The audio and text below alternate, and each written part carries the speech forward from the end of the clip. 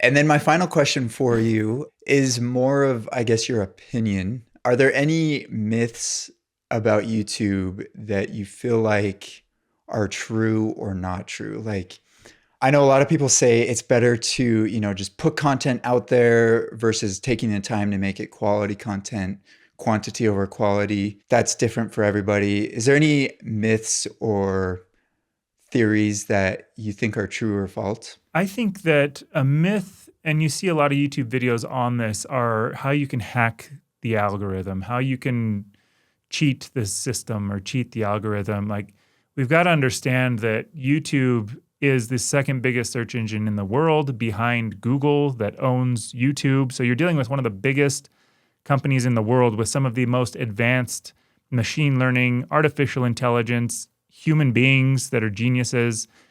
Like, we're not going to hack anything. Like, we aren't going to outsmart their systems. So I think it all boils down to understanding what YouTube wants. YouTube wants people on their platform for as long as possible. YouTube makes money through ads. And so they want people to stay on YouTube, watch as many ads as possible. And if your videos are able to deliver interesting content that keep people on YouTube, both the video they're watching and then any other suggested videos that you may have to keep them in that. I go into these YouTube black holes all the time where I just kind of keep going. Hmm. That's what YouTube wants. And so that's the hack. It's not a secret or cheating. It's make content that delivers for individuals what they want, which also in turn delivers YouTube what it wants in its monetization understanding of how they are as a business. And so that's a myth that I would have, that I think hacking it isn't happening. There are best practices that will help you with your audience, but nobody's going to hack the YouTube algorithm by putting out a video by copying somebody else and then magically have 1 million users. I think the other thing that people don't understand too is from a monetization standpoint, there's a lot of things that can fluctuate in YouTube monetization. So as an example, last year around this time, YouTube, it seems like, had a bug in their system that hurt a lot of creators, in that YouTube has, if you have invalid traffic, so you've seen, like, in China, they have all these farms where they're just kind of liking engines on Instagram or whatever. They're just these robots Hmm. scrolling through and liking posts. If you have invalid traffic on your channel, then that will hurt your monetization guidelines. And from YouTube's perspective, it makes sense. You have advertisers paying to get ads in front of real people. And if real people aren't watching, then that advertiser is kind of getting cheated. And Right. so YouTube made a couple of mistakes on their end that have come out that I think ended up triggering this invalid traffic idea, which hurt me as a creator. So if I was banking on X number of dollars a month from YouTube ad revenue, that got dropped by about 80 to 90%. And it wasn't just me, it was like platform wide.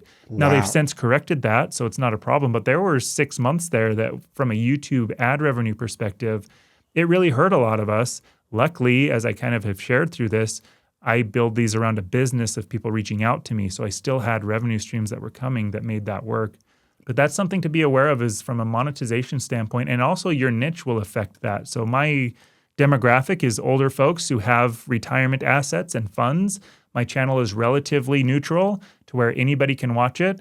And so my CPM, so cost per mil, or that's the term that's used to determine your monetization, is Hmm. very high. And especially the last 3 months, it's in the $44 range.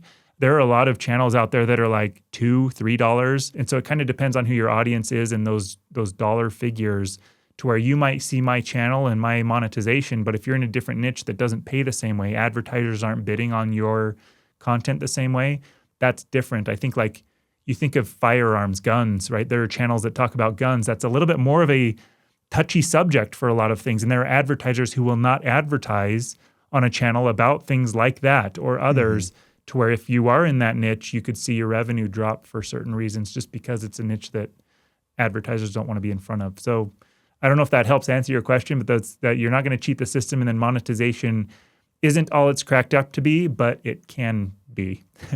Yeah, no, that definitely answered my question. That's something that we like to ask all our guests on the show, because I've said this a lot, but every YouTuber is different and has a different experience. And I think it really depends on the niche that you're in. And that's why I think there's a lot of theories or myths out there, because people are in different niches and different things work and don't work for other people. So I think you put that very well. Your advice, I think, is very sound.